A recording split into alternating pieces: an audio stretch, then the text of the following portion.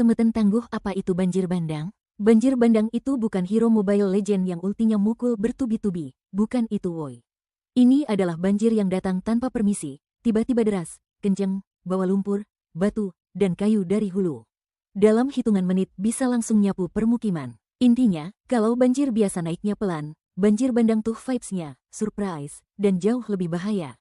Fenomena cuaca ekstrim. Dampak tidak langsung siklon tropis. Siklon tropis di wilayah sekitar Indonesia dapat memicu outflow angin, meningkatkan pertumbuhan awan hujan dan memicu hujan ekstrim. Aktivitas Madden-Julian Oscillation, MJO, atau gelombang atmosfer yang meningkatkan potensi pembentukan awan hujan. Fenomena iklim. Saat La Nina aktif atau menuju fase basah, curah hujan di wilayah Indonesia cenderung meningkat lebih dari biasanya.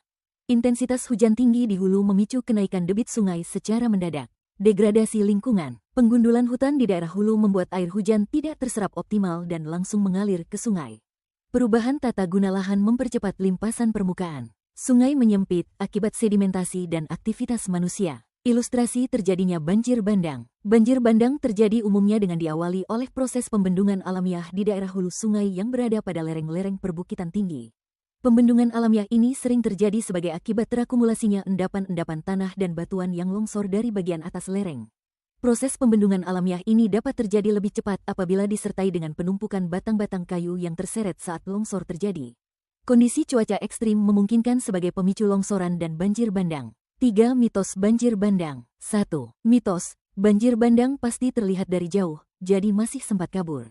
Faktanya, banjir bandang sangat cepat dan berbahaya. Air bisa datang dalam hitungan menit tanpa memberikan waktu evakuasi panjang. Arusnya kuat dan membawa material kayu, batu sehingga justru sangat sulit dihindari jika menunggu sampai terlihat secara visual.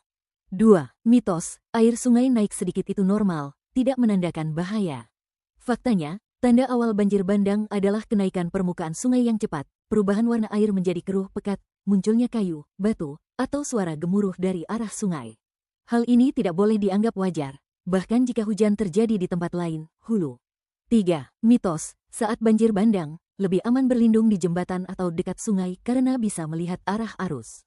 Faktanya, jembatan, tepian sungai, dan bantaran sungai adalah zona paling berbahaya saat banjir bandang. Arus kuat bisa menghantam struktur jembatan, membawa material besar, dan menyeret apapun di sekitarnya. Prioritas utama adalah menjauh dari sungai dan naik ke tempat yang lebih tinggi.